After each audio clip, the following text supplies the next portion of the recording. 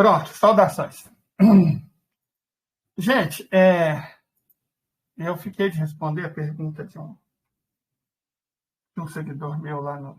Nem sei se é seguidor, ele comentou um post falando que a Rússia não conseguiria vencer os Estados Unidos em um confronto não nuclear. Eu discordo. Ela venceria, sim. Mas eu não vou começar por isso.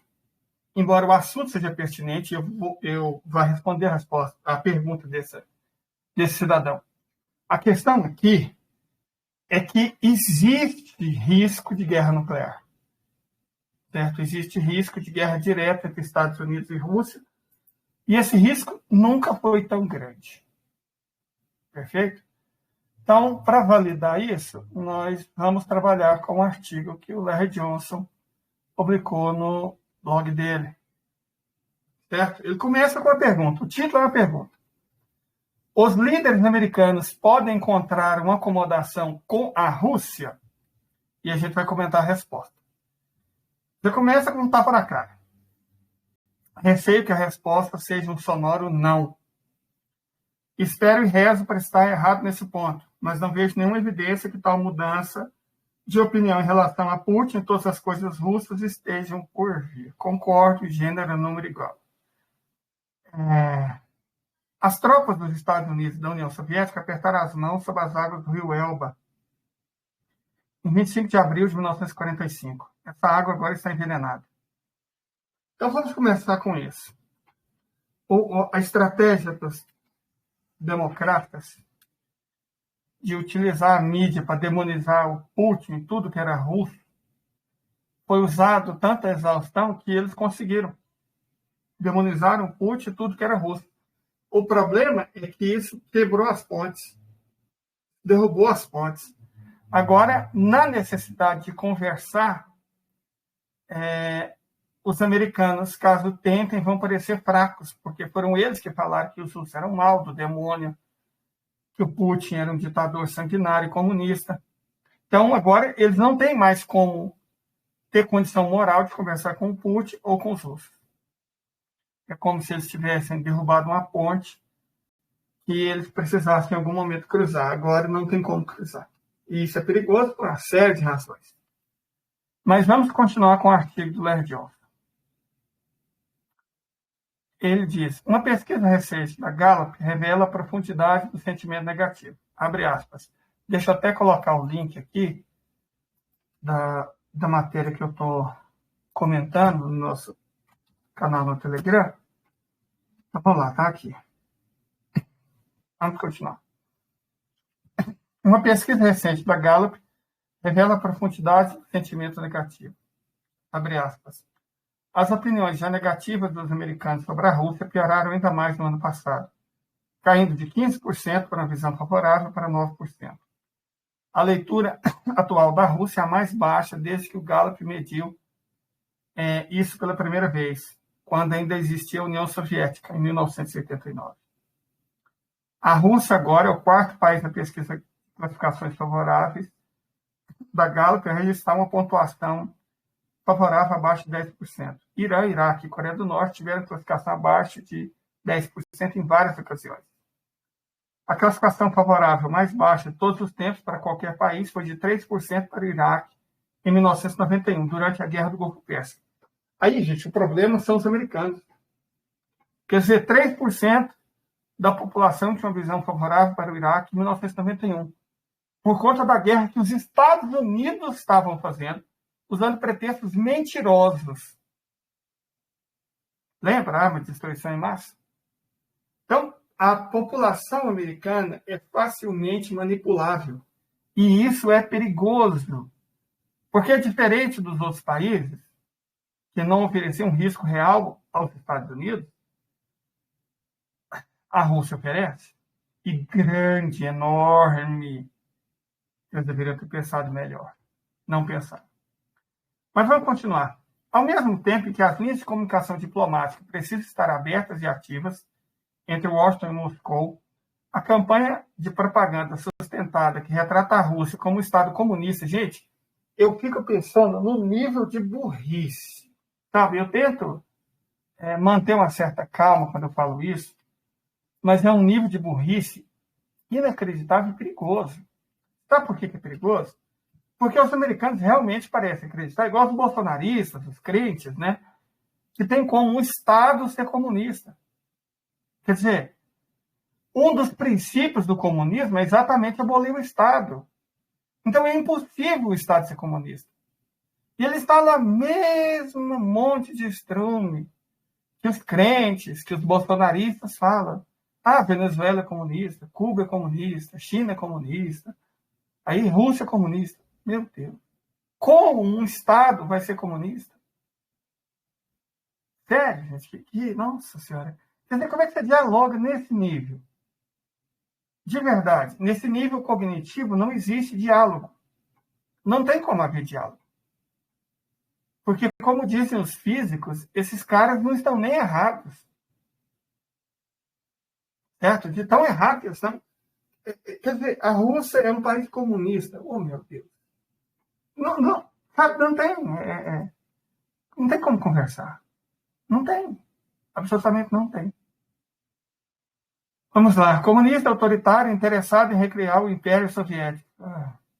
Torna politicamente impossível para qualquer líder político dos Estados Unidos, isso é verdade, dizer ou fazer qualquer coisa conciliatória em relação à Rússia.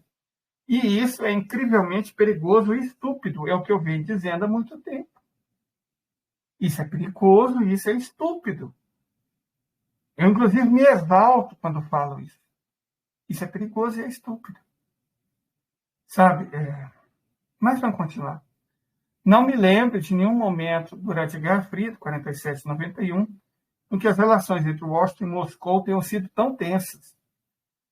Durante a Guerra do Vietnã, foi a Rússia, e não a China, que forneceu a maior parte da ajuda militar ao Vietnã do Norte.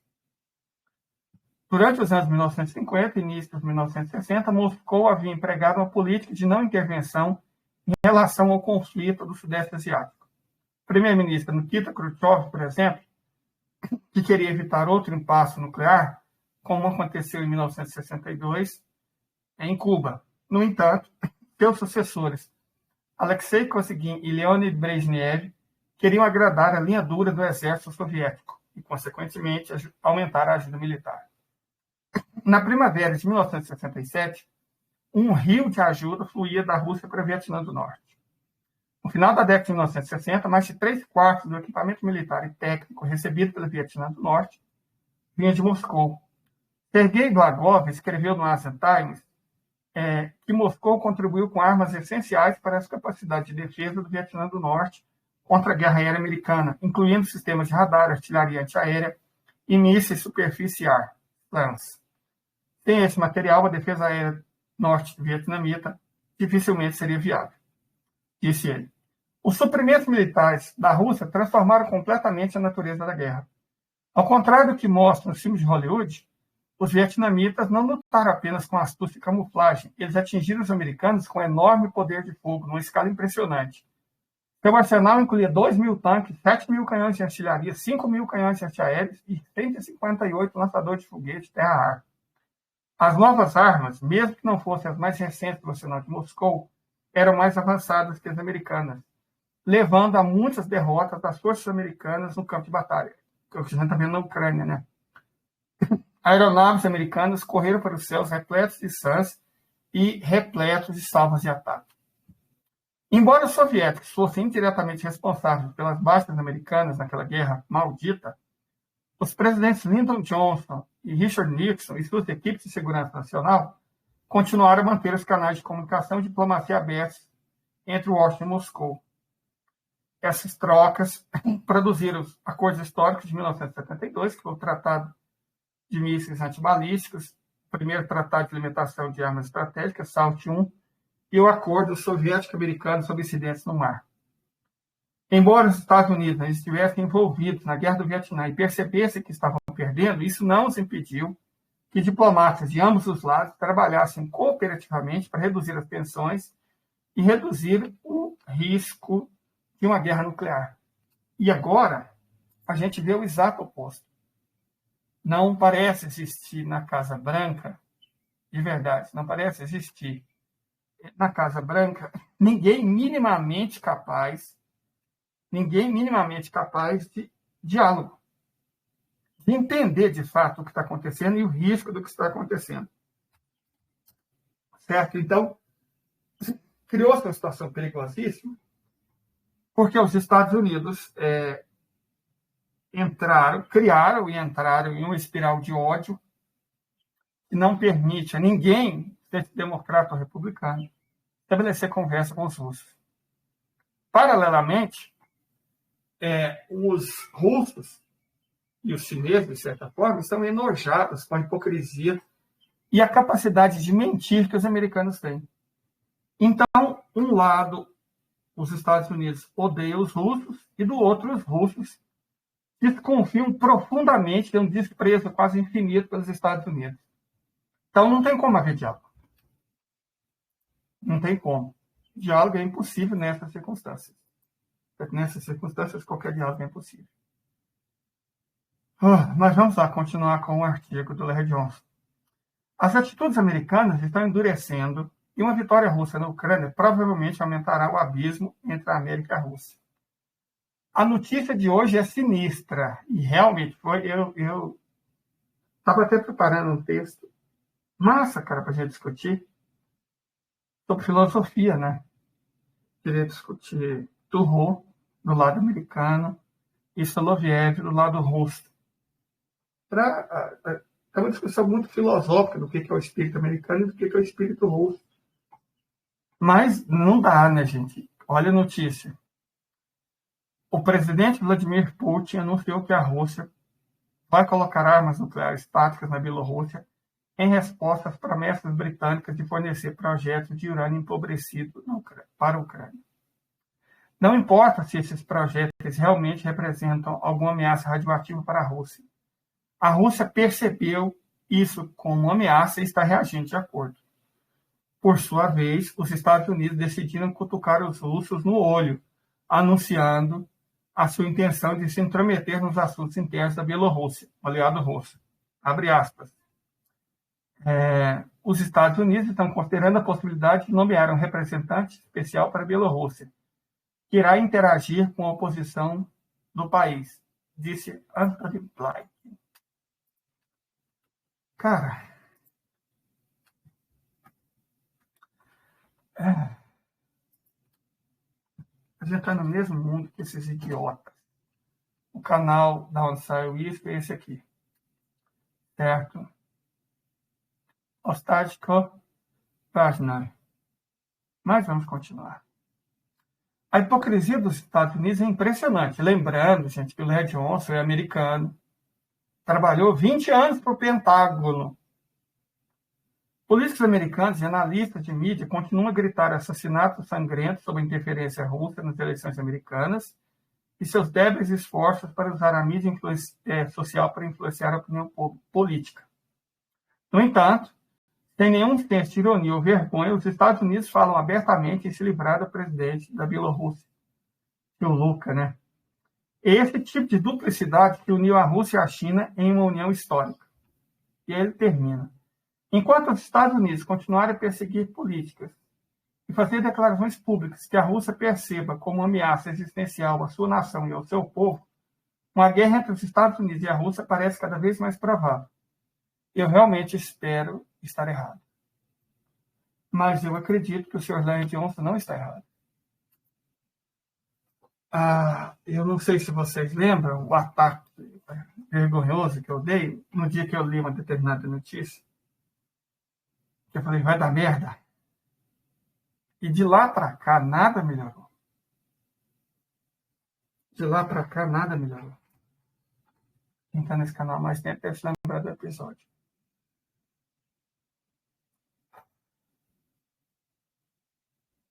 Nada melhorou de lá para cá. Pelo contrário, as coisas pioram e vão degringolando, sabe? Eu visualizo como alguém descendo uma escada e que tropeça. E você vai tentando equilibrar para evitar esborrachar do chão. Mas chega um ponto, tem aquele lance da física, né? quando a inclinação supera um determinado ângulo, não importa o que se faça, vai cair. A não ser que você tenha uma força newtoniana puxando na direção contrária, que é o que mais ou menos fazem os motociclistas. Eles quase deitam no chão e não caem, porque estão equilibrando uma curva nessa direção, eles deitam para o lado de cá e aí conseguem equilibrar. Mas não é isso que eu estou vendo, não. Eu estou vendo realmente uma pessoa tropeçando numa escadaria e caminhando na direção de desborrachar. Grande problema, é que não vai ser só a Rússia que vai esborrachar. Perfeito? Não vai ser só a Rússia. Num caso desse, esborracha o mundo inteiro. E é horrível, horrível ter que pensar nisso como uma possibilidade cada vez mais plausível. Mas e agora eu posso, num primeiro momento, tentar responder a pergunta que me foi feita no Twitter. Se Estados Unidos e Rússia entrassem em guerra direta, mas sem usar armas nucleares, a Rússia venceria? Sim, ela venceria. Deixa eu explicar por quê, para responder a pergunta que me foi feita lá no Twitter. A primeira coisa que a gente tem que entender, nós estamos falando de armas nucleares. E, evidentemente, não estamos falando de invasão. Os Estados Unidos não invadiriam a Rússia pela Sibéria, através do Alasca, e a Rússia não invadiria os Estados Unidos pelo Alasca, através da Sibéria. Estamos falando de uma guerra, então ela seria travada basicamente por porta-aviões, mísseis e bombardeiros, talvez caças, satélites e radar. Não envolveria exército, num primeiro momento. Como isso aconteceria? Deixa eu explicar que é muito mais fácil a Rússia derrotar os Estados Unidos do que os Estados Unidos derrotar a Rússia. Primeiro, sem fazer consideração tecnológica. Você sabe qual que é o problema? As pessoas imaginam uma guerra, de um modo geral, é um assunto que me deixa desconfortável. Mas a necessidade é imperiosa, né? Muita gente imagina uma guerra com soldados se enfrentando e trocando tiros um com o outro. Isso foi verdade no século XX. E isso é verdade quando países como os Estados Unidos invadem nações pobres na África e na Ásia. Mas um confronto entre Rússia e Estados Unidos não seria assim de forma nenhuma. Primeira coisa, para derrotar um país, você tem que quebrar a espinha dele. Qual que é a espinha de qualquer país? Energia e combustível. E é aí que a gente vê que fica muito difícil para os Estados Unidos vencerem a Rússia. Os Estados Unidos têm apenas 3 centros de distribuição de energia. Ou seja, toda a rede elétrica dos Estados Unidos inteiro estão divididos em apenas 3. O sistema elétrico a oeste das Montanhas Rochosas, o sistema elétrico a leste do Mississippi e o sistema elétrico do Texas e Estados Centrais. Então, são só 3 sistemas elétricos. O que significa que se você, com 3 quinjal, essa é uma mira extraordinária, você destrói a capacidade dos Estados Unidos de distribuir energia elétrica. Repito, eu não estou falando de destruir as hidrelétricas, suas termoelétricas, suas usinas nucleares, uma a uma, não. Não é necessário. Não é necessário. Basta destruir o centro de distribuição de energia. Os Estados Unidos só tem 3. Para vocês terem uma ideia, a Rússia tem mais de 400. Cada cidade média da Rússia, e algumas cidades grandes, tem várias. Cada cidade média tem a sua própria rede de energia independente do restante do país. E cidades como Moscou têm várias redes independentes. São Petersburgo, Volgogrado, Samara, Kazan, Ekaterimburgo,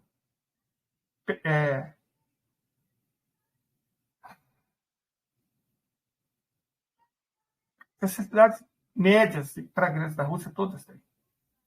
As cidades estratégicas também, Krasnoyarsk, Khabarovsk, Sochi. Então, Vladivostok, evidentemente. Então, o sistema de distribuição de energia elétrica da Rússia é independente. São várias usinas que até eles estão conectadas, mas elas funcionam sem conexão. Se for necessário. Nos Estados Unidos, não acontece. Eu sei que tem gente com formação em engenharia e exatas que assiste nosso blog. Então, eles devem saber que o problema da energia elétrica não é a voltagem nem a amperagem. Vamos colocar numa situação fácil de entender, é a frequência. Normalmente, o sistema elétrico brasileiro, por exemplo, está em 50 Hz. Todo o trabalho da rede energética brasileira é manter essa frequência de 50 Hz para evitar que os aparelhos queimem. Se você destrói a central de distribuição de energia, na prática é impossível alcançar esses 50 Hz mais. E aí é como se você estivesse atingindo todas as usinas. Então, repito, 3 mísseis Kinzhal e o sistema de distribuição de energia elétrica nos Estados Unidos colapsa. Agora vamos fazer um exercício. É só para vocês entenderem o que eu quero dizer. Los Angeles tem uma região metropolitana de uns 12 milhões de habitantes. Nova York, de uns 18 milhões de habitantes. Chicago, de uns 10 milhões. Certo? Vamos pensar em Nova York, que é a maior. 18 milhões. A água de Nova York, vem de 100 quilômetros de distância. Perfeito? Sem energia elétrica, essa água não chega. Eu não vou perguntar como. Eu vou perguntar por quanto tempo 18 milhões de pessoas sobrevivem sem água.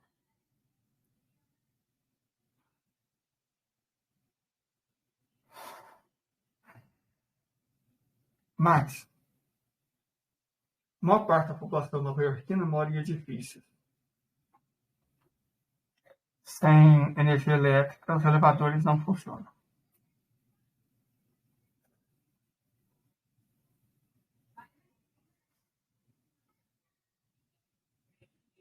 Ok. Eu não quero descrever o cenário.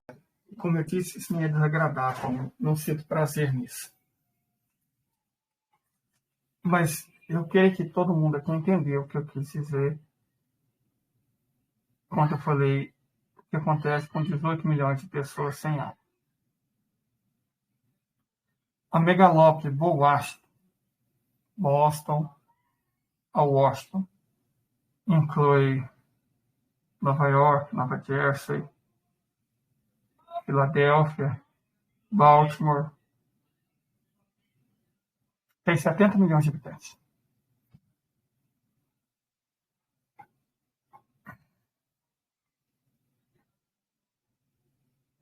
Nenhum tem uma fonte de água autoexecutável. O que é uma fonte de água autoexecutável?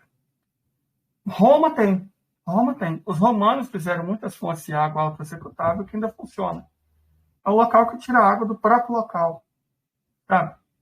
Um poço, uma mina, um dique. Eu já morei em Salvador. Lá tem uma represa, o dique do Tererê, construído nos tempos do imperador. É um exemplo de fonte de água autoexecutável. Essas fontes de água autoexecutável virtualmente não existem mais nos Estados Unidos da América. Mas vamos voltar para o caso de Nova York. Sem energia, sem água e comida. Bom, os Estados Unidos são uma maneira estranha de distribuir comida. Metade de todas as frutas, verduras e legumes do país são produzidos na Califórnia. Mas não são distribuídas a partir da Califórnia, são distribuídas a partir de Chicago. O que significa que se você destrói o centro de armazenamento de Los Angeles, na verdade não é Los Angeles, é Sacramento. O centro de distribuição de hortifrutigranjeiros de Sacramento E o Centro de Distribuição de Alimentos de Chicago, o país não tem mais logística para distribuir comida. Os americanos têm o hábito de fazer a compra no máximo para a semana.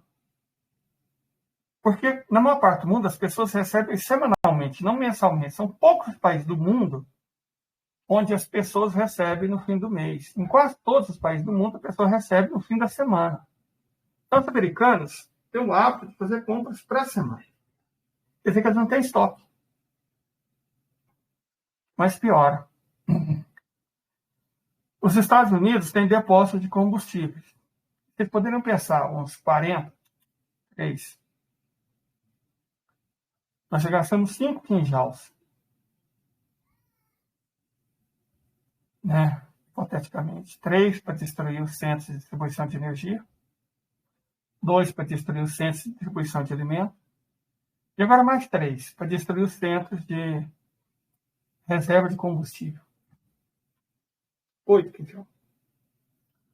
Sem combustível, os trens, caminhões, que saem todos os dias de Chicago e em menor proporção, Sacramento, St. Louis, para distribuir comida para o país inteiro, não funciona. É um país sem energia, rapidamente fica sem água, agora fica sem comida.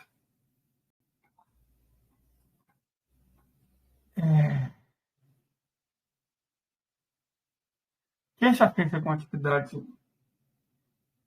mais incomum, vamos chamar incomum, eu, por exemplo, apesar de eu ser gordinho, sempre que eu posso, eu vou para os Andes ou para a Patagônia, que eu podia, né? Na época que o PT destruía a vida da gente, antes de eles roubarem minhas terras. Sempre que eu podia, eu ia para os Andes ou para a Patagônia. E eu amava esses programas, tipo, acampar. 1, 2, 3 dias. Nem sempre as coisas correm tão bem quanto a gente quer. E aí, às vezes, a gente fica com fome, porque subestima a necessidade de comida. Ou, bom. E aí, quando você está com fome, a 10, 20 quilômetros da cidade mais próxima, a fome deixa as pessoas irritadas. E a perspectiva de ver os filhos com fome deixa os pais desesperados. Pessoas irritadas que estejam desesperadas são muito perigosas. Ainda que os Estados Unidos, numa situação, repara, eu estou falando de poucos mísseis, ficassem sem energia, sem água, sem comida, sem combustível, os pais não ficariam sem as armas. Os Estados Unidos têm 330 milhões de habitantes e 400 milhões de armas. Então, nós estamos falando de pessoas que estão, junto com os filhos, sem água, sem comida, sem energia, sem combustível, mas estão armadas e têm muita munição.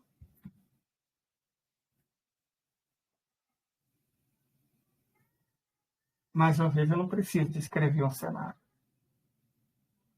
Como diz, para citar uma poetisa, Emily Dickinson, nunca vi um campo de urzes, também nunca vi o mar. Mas sei a urze como é, e posso aonde imaginar. Eu não preciso dizer mais muita coisa. A razão pela qual a Rússia derrotaria os Estados Unidos com muita facilidade não é apenas a incrível superioridade tecnológica das armas. É a absoluta incapacidade dos Estados Unidos de se defender. Os Estados Unidos, desde a Guerra Hispano-Americana, em 1898, levam a guerra aos outros. Certo? Desde a Guerra Hispano-Americana, no fim do século XIX. Eles levam a guerra aos outros. Então, isso faz o quê? 125 anos. que ninguém leva a guerra aos Estados Unidos. Faz mais, né? A última vez que alguém levou a guerra aos Estados Unidos foi a Guerra Civil. Faz quase 170 anos. 160 anos.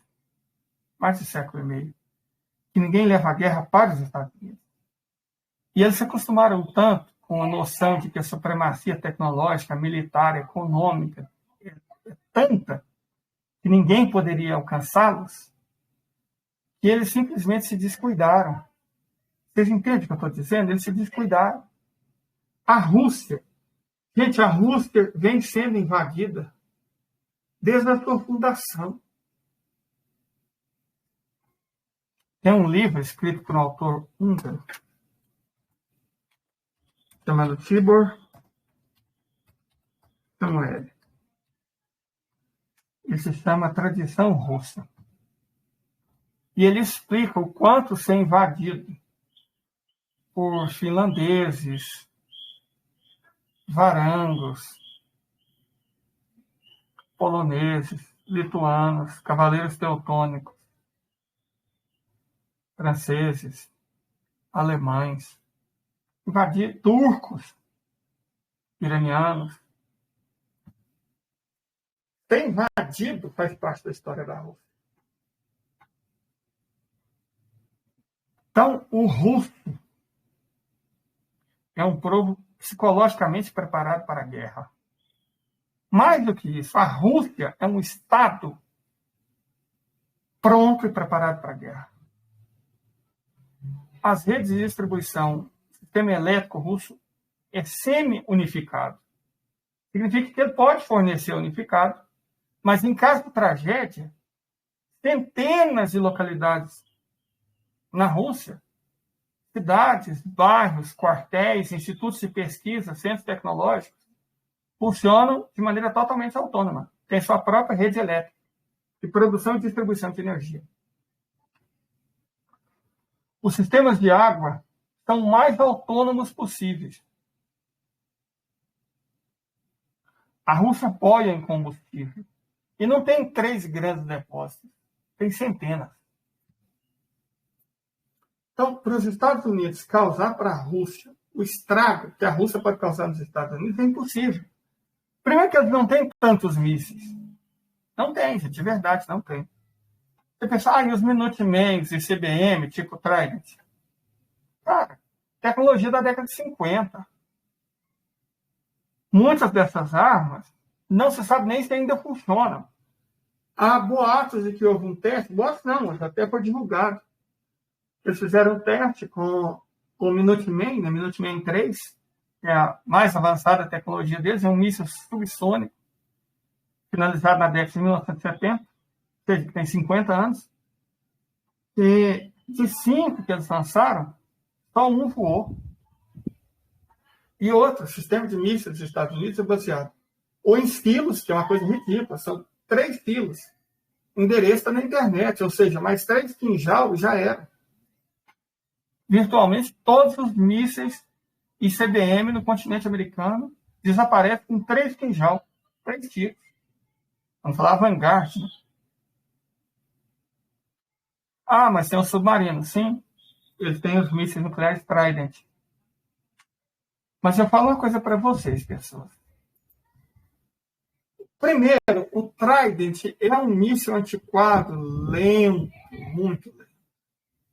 Nós estamos partindo do pressuposto que os americanos consigam a proeza de escapar do sistema de vigilância formado pelos satélites da constelação Kupol, né, o satélite Stunda, mais o satélite de varredura Neutron. Vamos imaginar que, por algum motivo mágico, os submarinos nucleares, os submarinos convencionais americanos, ultrapassem a vigilância desses satélites.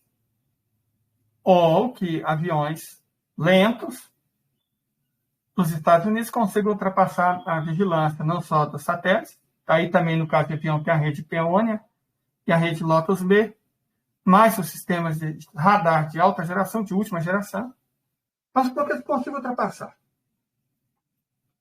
E deem tiros. Vocês conseguem perceber que a Rússia tem milhares de alvos? Enquanto os Estados Unidos, todos os alvos críticos, se você juntar, tá para a palma da mão.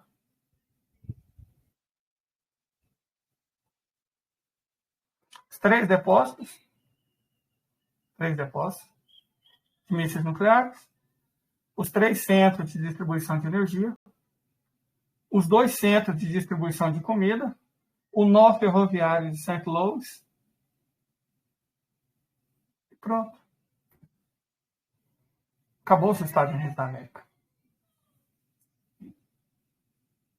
Sem combustível, sem energia, sem comida e sem água.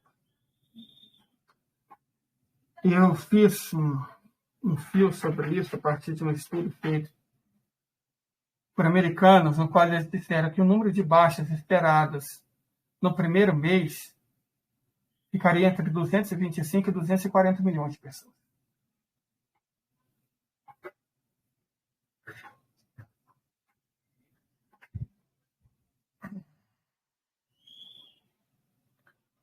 Quer dizer que os Estados Unidos da América perderiam entre 70% e 80% da sua população em apenas um mês, sem a necessidade de um único tiro contra a população por parte da Federação Russa. Essas pessoas seriam levadas para outro plano espiritual pela sede, pela fome ou por elas mesmas. Porque são 330 milhões de norte-americanos e 400 milhões de armas.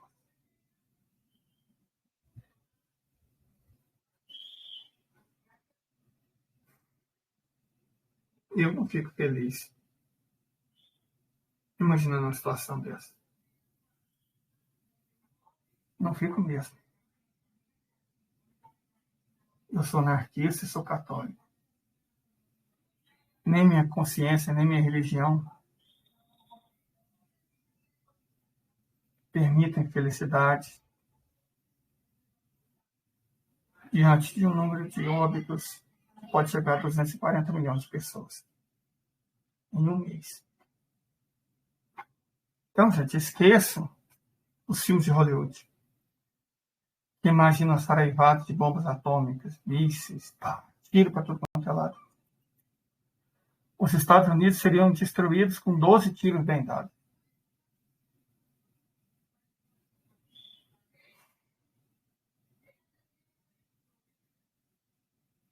Os locais que sobrevivessem, que ainda tivesse energia,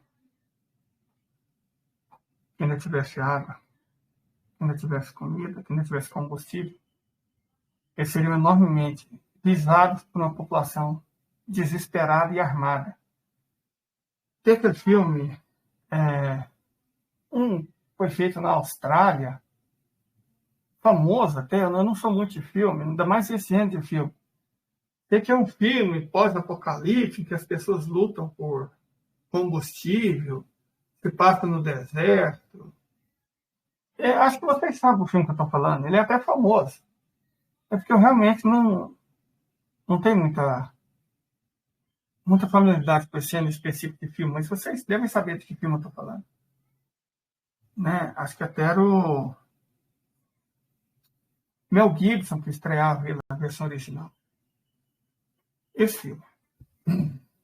Então, seria uma situação parecida com aquilo.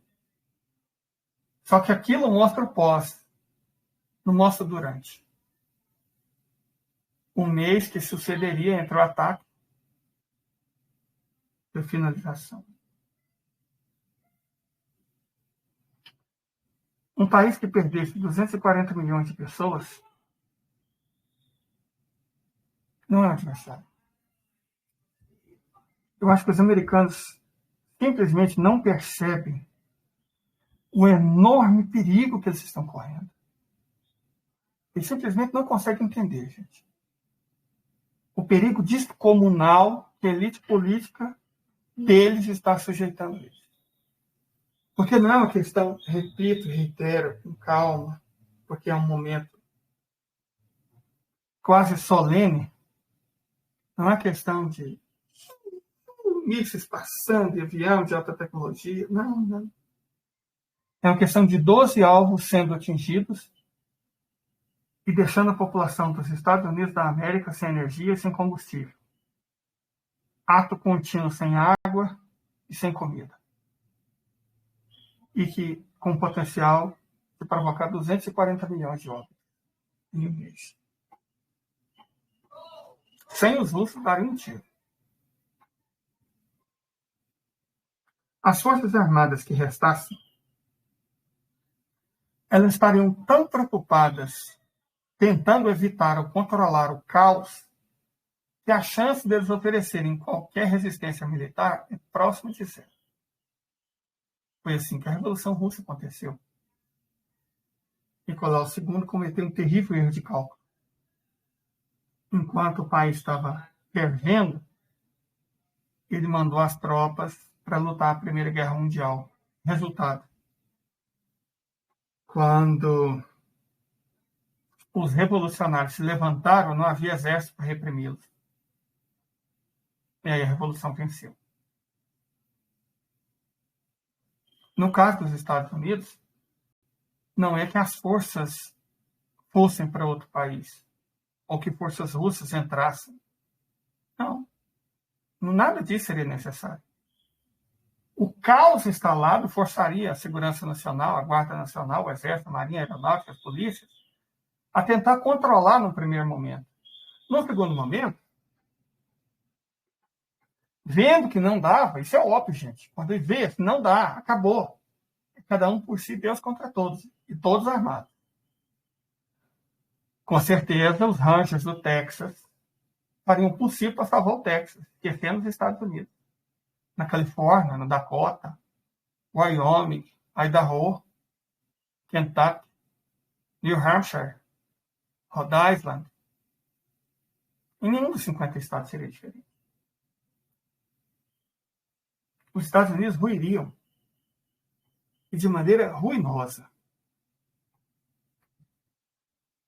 Cataclísmica. E parece que a liderança dos Estados Unidos da América simplesmente não consegue perceber isso. Que a Rússia não precisa invadir os Estados Unidos. A Rússia só precisa acertar 12 alvos. E, claro, destruir o sistema de GPS. Fácil. Eles têm meios. Ao que consta, eles têm 2 satélites para destruir satélites. 3 agora, né? Parece que vão lançar, ou já lançaram mais um. Com certeza, todos os satélites importantes dos Estados Unidos já estão mapeados. Em caso de guerra, eles cairiam em questão de minutos. Não vou nem falar do sistema terrestre. Vou falar de satélites em órbita, que já tem outros satélites em mira. Vocês pensam, bom, mas ainda resta a comunicação via cabo. Não tem a comunicação via cabo. Se vocês deram uma olhada no submarino Belgorod, vocês vão ver que além dos mísseis Poseidon, eles têm um submarino de núcleo de titânio acoplado nele, capaz de realizar operações militares a 3.000 metros de profundidade. Quais operações militares vocês acham que seriam essas? Redes de fibra ótica. Então, os Estados Unidos não ficariam só sem água, energia, combustível e comida. Eles ficariam sem comunicação. Sem orientação, que é pior. Comunicação pode ser improvisada, pode ser feita via rádio. Mas a orientação não pode ser consertada. Quantos americanos ainda sabem se orientar pelas estrelas? Gente, eu falo porque eu fui professor por 20 anos, vocês sabem. E aí, quando eu falava para os meus alunos que o Sol não nasce todos os dias no mesmo lugar, nem na mesma hora, e que só 2 vezes por ano o Sol nasce exatamente no leste, às 6 da manhã, eles ficavam embasbacados. Como assim, Leide? O Sol não nasce sempre no leste? Eu falei, não, gente. Ele sofre um desvio de 23 graus para o norte na metade do ano, 23 graus para o sul na outra metade. Os dias não têm sempre a mesma duração. Meus alunos não sabiam, não é que eles não sabiam o básico para se localizar usando as estrelas. Tecnologia que os australianos desenvolveram 28 mil anos atrás, que permitiram a eles chegar nas Américas. E não é uma teoria, é um fato. DNA de várias tribos sul-americanas tem ancestrais da Papua Nova Guiné, que na época era unida com a Austrália no continente chamado Sarrou. Então, eles conseguiram navegar Sarrou, que é a soma de Austrália, Papua Nova Guiné e Tasmânia, até a América do Sul, 27 mil anos atrás. Fizeram isso e conseguiam ler mapa no céu. Hoje as pessoas não dão conta disso. As pessoas sequer sabem que o céu tem uma aparência que muda ao longo dos dias do ano e das horas da noite. As pessoas não sabem que posição a lua nasce, que posição a lua se vai. Não sabe. Não sabe olhar o céu. Olhando o céu, tem jeito que você sabe o mês que você está. Porque a constelação zodiacal está do centro. E aí, pelo zodíaco, pelas constelações zodíacas, você sabe a época que você está. As pessoas acham que o Cruzeiro do Sul indica o sul. Não, ele não indica o sul, ele aponta o sul. Tá? Que a posição dele muda. Se você olhar no céu, ele está assim, está para um lado, está para o outro. Mas ele sempre está apontando o sul. Mas muita gente acha que o Cruzeiro do Sul indica o sul, que ele é o sul. Não. Então, isso é o Brasil. Agora, vocês imaginam os Estados Unidos da América, onde as pessoas são ainda piores em geografia do que os brasileiros. Eles não têm conhecimento, não têm memória. Vai sobreviver quem? Os nerds. E aquelas pessoas que se preparam, sobrevivencialistas, que chamam, né? Talvez. Nerds e sobrevivencialistas. E engenheiros. Só que os Estados Unidos formam muito poucos engenheiros. Ridículo. Uma parte dos engenheiros vai trabalhar no setor financeiro. Acredita, gente, saber sobre debêntures, ações, derivativos, não ajuda na situação de guerra.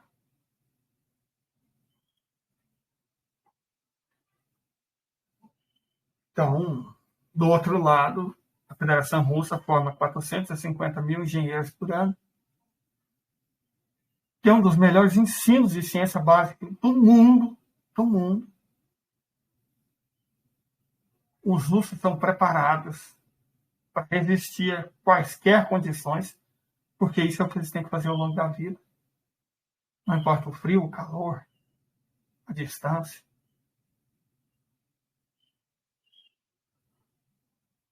Do outro lado, os americanos. Metade da população obesa, gorda.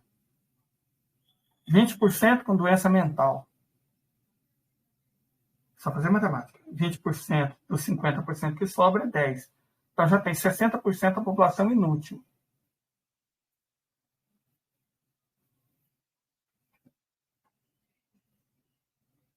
Então, os Estados Unidos simplesmente não estão prontos para serem atacados. Eles não têm a menor condição, a mais miserável, a mínima, a mais microscópica condição de resistir a um ataque. E reparem, para responder a pergunta do cidadão do Twitter, não estou falando de uso de arma nuclear. Estou falando de acertar 12 anos. Mas é claro que seriam acertados muito mais. Você pode antecipar o fim. Sem atingir algo militar. Civil, sabe, algo militar que eu falo assim, uma destruição catastrófica. Porque você não precisa de... Vamos ser honestos aqui, né, gente? Não, os Estados Unidos não precisam de arma nuclear. Mas o Avangar, ele tem a força de uma bomba atômica. É física. Vamos lembrar disso? O que é o Avangar? É um veículo planador. Eu lembro que quando eu comecei a fazer vídeos sobre isso, fazer filme no Twitter sobre isso, tinha um advogado da Bahia, um cara ótimo, que ele tem um conhecimento muito bom em física. Ele fez física por um tempo antes de decidir fazer direito. Ele tem um conhecimento muito bom em engenharia e física. E aí a gente estava conversando e se perguntando, cara, mas como é que Os russos fizeram uma arma que viaja a 30 mil quilômetros por hora na alta atmosfera, ou seja, não tem sustentação. Você sabe que o problema é esse, né? Acima de 20 mil metros, a atmosfera é muito rarefeita. Então, é difícil ter sustentação aerodinâmica. Então, como os russos conseguem fazer uma máquina que voa a 200 mil metros, não 20 mil, e a 27 mil quilômetros por hora? Eu não entendia. Eu sabia que o conceito que a mídia americana explicava era do motor nuclear. Mas, cara, como assim um motor nuclear? Isso não existe. O doutor Moisés é o nome dele, também concorda. Isso não existe. E eu fiquei, né? Mas aí a Ana Valéria, que é testemunha, eu comecei a pesquisar blogs russos de tecnologia russa. Eu faço isso todos os dias. Todos os dias. Incrível, né? Quase obsessão.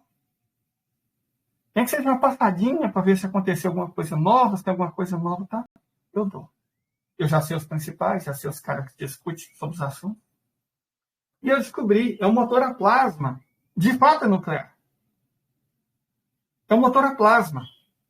Motor a plasma é um dispositivo, em teoria, muito simples de ser feito. O problema é o ajuste.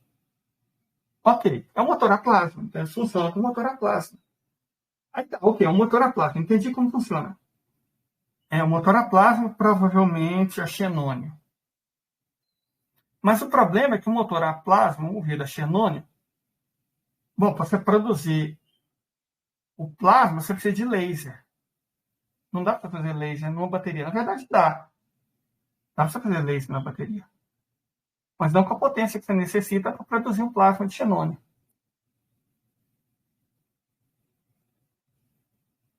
Ou dá. Só que ele só funcionaria por 3 horas. A 3 horas, se você está voando a 10 mil quilômetros por hora, dá para você viajar a 30 mil quilômetros, então funciona. Mas uma Vanguard é capaz de dar 20 voltas na Terra. Então, com certeza, não era uma bateria. O R-37M pode ser feito tranquilamente com planador a plasma movido a bateria. É uma bateria específica de prata e zinco. O Kinjal também pode, porque ele só voa 3 mil quilômetros. O Circo também pode, porque ele só voa 3 mil quilômetros. Agora, o Avangar não. O Avangar voa 1 milhão de quilômetros. Então, não tem como ele funcionar com uma bateria. A fonte de laser que vai movimentar o motor a plasma, a xenônio. Aí, quando eu estava pesquisando sobre satélite, e né, quem acompanha o blog sabe que foi uma coisa que eu me empenhei bastante, que deu trabalho bastante. Eu tive as primeiras pistas, mas eu só consegui decifrar quando eu fui pesquisar sobre como o Perevert funcionava, que era uma coisa que... Como é que eles fazem uma arma laser que queima satélite a 1.500 km de distância? Como é que vocês conseguem tanta potência? Eu descobri. Usando um mini reator nuclear. Eu sabia que os mini reatores nucleares existiam, que os russos usavam mini reatores nucleares. Mas o problema do mini reator nuclear é a radiação. Mas ele não precisa gerar radiação. Ele só gera radiação se ele for de fissão nuclear. Existem mini reatores nucleares por fusão nuclear a pulso. Fusão nuclear a pulso, você consegue fazer numa bola mais ou menos desse tamanho aqui. Ela não libera radiação, ela vai direto, pega direto a radioatividade do elemento e transforma em laser.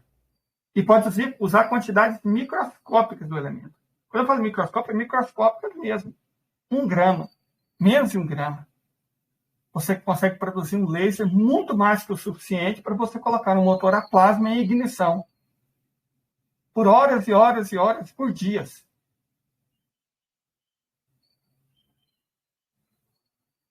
Mas não usando plutônio. Aí mais outra pesquisa, até que eu descobri. O combustível de fato não é o plutônio. É o netúnio. Netúnio 247. E como é que eles fazem a transição direta da radiação para o laser? Não é usando um sistema dielétrico, mas no sistema óptico quântico. Você consegue perceber a quantidade de ciência que é necessária para fazer um avant-garde? Você precisa de um motor a plasma, você precisa de xenônio, você precisa de Netuno 247, que é muito difícil de conseguir. Você precisa de um mini reator de fusão nuclear a pulso, e você precisa de um dispositivo óptico quântico para transformar diretamente a radioatividade em laser. Sem cientista, porque o sistema bolonha que os Estados Unidos usa forma palestrante, né? Forma currículo, não forma cientista de verdade. Sem cientista, sem matemático. É pior, tem inteligência artificial. Você pensa, mas inteligência artificial é tranquilo. Não é. Não é difícil de conseguir. Você precisa de uma computação muito avançada. Uau! Mais um problema. E você precisa transmitir as informações do supercomputador direto para o míssil. Ou o míssil tem que ter um sistema autônomo. O problema de ter um sistema autônomo é como é que você faz um sistema de eletrônico com inteligência artificial autônomo numa coisa que está viajando a 200 quilômetros da superfície terrestre, submetida à radiação extrema e a temperaturas que podem chegar a 1000 graus. Como é que um computador funciona nessas circunstâncias? Praticamente no vácuo. Mais uma coisa que os russos tiveram que resolver. Então, vocês estão conseguindo imaginar a quantidade de tecnologia que é necessária para fazer um avant-garde?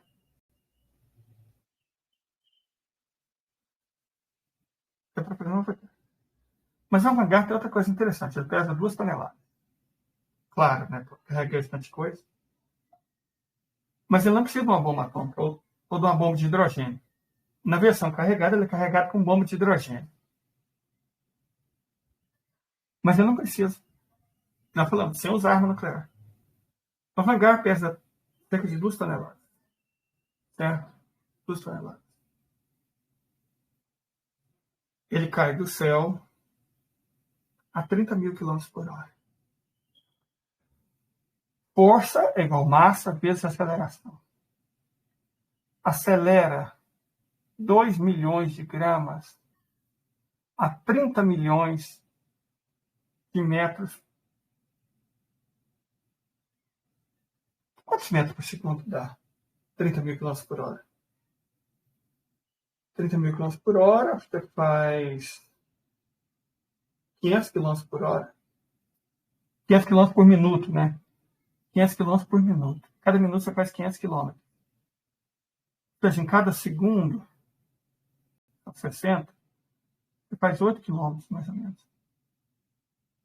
8 km por segundo. Então, 8.000 metros por segundo. Na verdade, 8.333 metros por segundo, vezes 2 milhões de gramas. É o impacto de uma bomba atômica. Se você medir em kJ.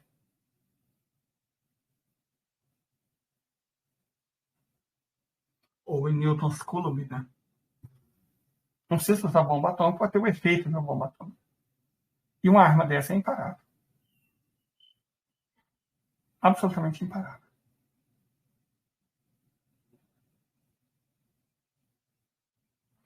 Como os Estados Unidos, como a liderança dos Estados Unidos, tem coragem de estar realmente próximo de uma guerra, de provocar alguém que tem essa tecnologia, essas armas e essa capacidade.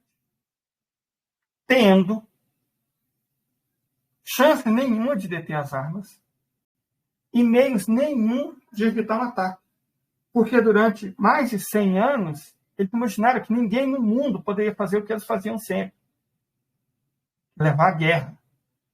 Os americanos ainda partem do pressuposto que ninguém pode trazer a guerra até eles. Só que o número de países que já são capazes disso está aumentando. O Irã tem arma hipersônica, mas não com capacidade de chegar nos Estados Unidos. Só que a China e a Coreia têm. as armas da China e da Coreia Popular conseguem chegar nos Estados Unidos. Não é só a Rússia.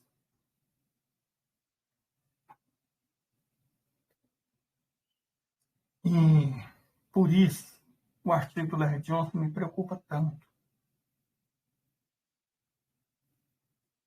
Todo mundo sabe que o governo dos Estados Unidos historicamente fez, principalmente contra nós, povo da América Latina. Todo mundo sabe. 11 de setembro de 73, Salvador Allende. 1º de abril de 1964, João Goulart. Todo sul-americano sabe. Todo latino-americano conhece a história. Mas isso é uma coisa. Outra é colocar a vida de 240 milhões de pessoas em risco.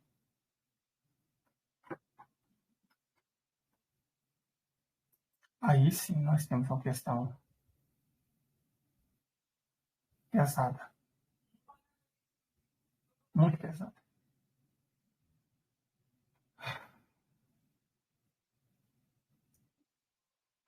E hoje eu estou tranquilo. Não deu o piti que eu dei aquele dia. Vocês se lembram, né?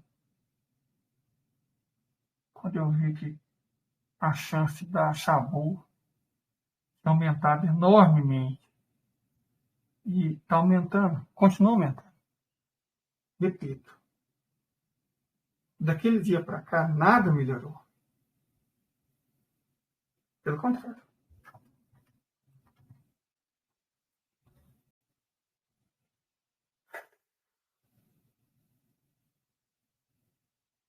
Mas é isso, nada disso colabora com a minha ansiedade, né?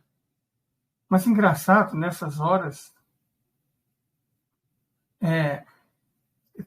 comecei o vídeo, você deve se lembrar, explicando que os americanos não conseguem entender que não tem como a Rússia ser comunista, porque é impossível um Estado ser comunista, já que o comunismo quer abolir o Estado. Outra palavra, esse negócio de você demonizar uma palavra e fazer as pessoas terem raiva, o medo dela, sem nem saber o que ela significa, foi usado muito pela minha igreja, a Igreja Católica. Eu tenho 2 dicionários de grego aqui em casa. Um de Demótico e um de Koiné. Nos 2, demônio significa a mesma coisa. Anjo da guarda, espírito do bem. Em grego é... Tanto que a ética que orientada pelo bem chama eu demonista. Eu é sim. Demônio é espírito do bem. Então, a lógica do demonista, quem já estudou lógica formal, ou lógica, de modo geral, filosofia, sabe que uma lógica do demonista é uma lógica que busca a felicidade geral das pessoas. E demônio, no grego, tanto no koiné antigo, quanto no demótico atual, significa isso. Busca do bem, anjo da guarda. Sócrates tinha um demônio. O que era esse demônio? Era um anjo da guarda.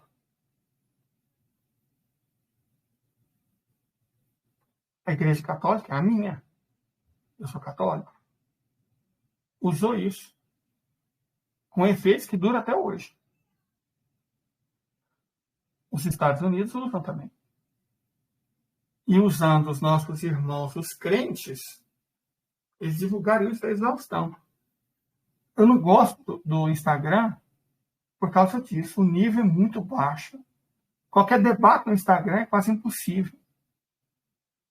Porque é impressionante a quantidade de gente burra que tem lá. Ah, você está defendendo o comunismo? Vai para Cuba. Aí você tem que explicar. Não, gente, Cuba não é comunista. É um Estado, então não pode ser comunista. Você não sabe o que significa comunista. Vai estudar. Aí dá a impressão que a gente está ofendendo a pessoa. Vai estudar é uma ofensa. Enquanto existe gente que encara vai estudar como ofensa, tem futuro não, gente. E é o caso dos Estados Unidos. Né? Isso dificulta tudo. Como o Larry Johnson falou, durante a Guerra Fria, havia gabinetes, o presidente Lyndon Johnson, Richard Nixon, que faziam o possível para mesmo os 2 países estarem em guerra indireta, uma guerra proxy no Vietnã, não escalarem a ponto de se enfrentarem diretamente numa guerra nuclear. Agora isso não existe mais. Os democratas são tão burros quanto o povo. Você tem uma liderança inteligente e um povo burro, acontece muito. Roma foi baseado nesse princípio. Roma foi inteiramente baseado nesse princípio. Uma liderança muito culta, governando um povo estúpido. Os persas, não. Os espartanos, não. Os russos, não. Os chineses, não mesmo. Porque os chineses são equivalente a concurso público há mais de 1.500 anos. Entra dinastia, sai dinastia, a maneira de você entrar no governo chinês era a mesma, concurso público, que era definido pela sua capacidade de escrita, de compreensão.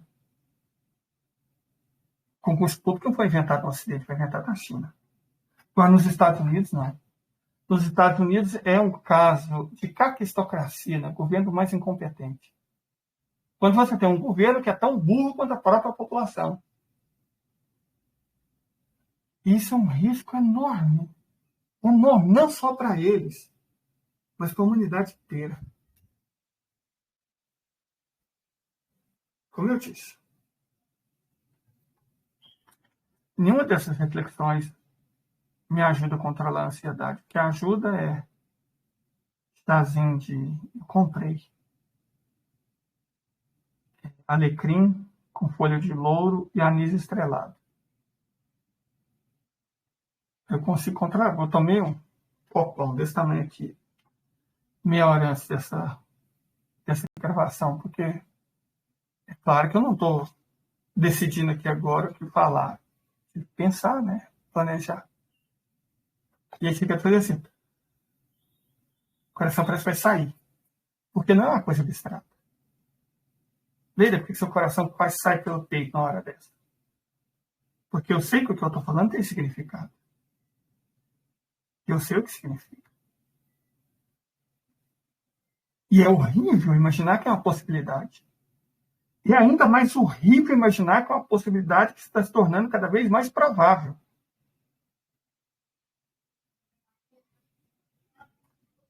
Mas o que a gente está pelo pão, né? O que a gente pode fazer?